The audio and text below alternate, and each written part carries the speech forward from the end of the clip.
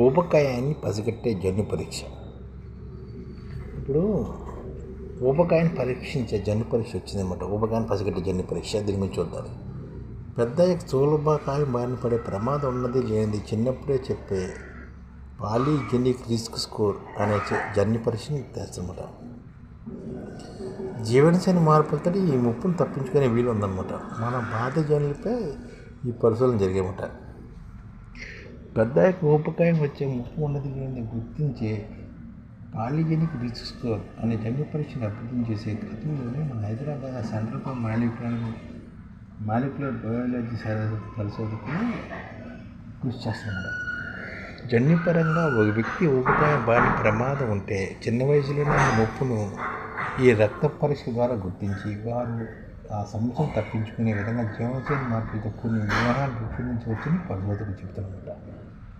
అంటే చిన్న వయసులోనే ఈ పరీక్ష చేసుకుంటే వారు ఏ తినాలి, ఎలాంటి జీవనశైలిని ఆరంభించాలి అనే కనుక్కొని జన్యు పరీక్ష ద్వారా గ్రహించి ఊబకాయాన్ని మనం రాకుండా చూసుకోవచ్చు అన్నమాట.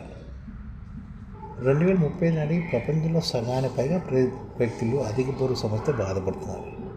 వారిని ఊబకాయం బారిన పడకుండా అడ్డుకోగలిగితే అనే ఆలోచనతో అంతర్జాతీయంగా 500 పైగా సంస్థలకు చెందిన 600 మంది పరిశోధకులు giant consortium consumer DNA testing సంస్థ 23 అండమి సహా పలు సంస్థలు 50 లక్షల మంది పైగా జన్యు పరిశోధన జరిపించి ఈ క్రమంలోనే సిసిఎంబిసి అధికారులు అంటే మన భారతదేశంలోని centre for cellular molecular biology సంస్థ పరిశోధకులు కూడా పరిశోధన చేసి మొత్తాన్ని క్రోడీకరించి టెస్టులను అభివృద్ధి చేశారన్నమాట.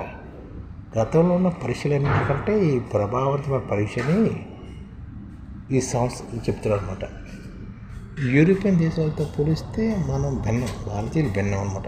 యూరోపియన్ దేశాలతో పోలిస్తే భారతీయులకు సంబంధించిన నాన్ కమ్యూనికేబుల్ అంటే మధుమేహము, అధిక రక్తపోటు వచ్చే అసంక్రామక వ్యాధుల పరంగా జన్యు నిర్మాణం వైవిధ్యంగా ఉంటుందని శాస్త్రజ్ఞులు చెప్తున్నారు.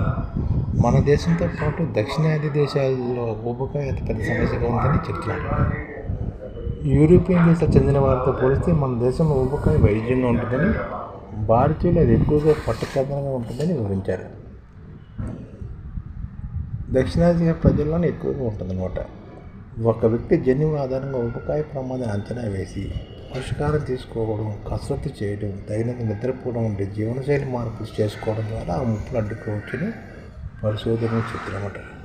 అంటే పోషకాహారం తీసుకోవడం, కసరత్తులు చేయడం, తగిన నిద్రపోవడం వంటి సమస్యల ద్వారా ఈ సమస్యను తగ్గించుకుంటారు.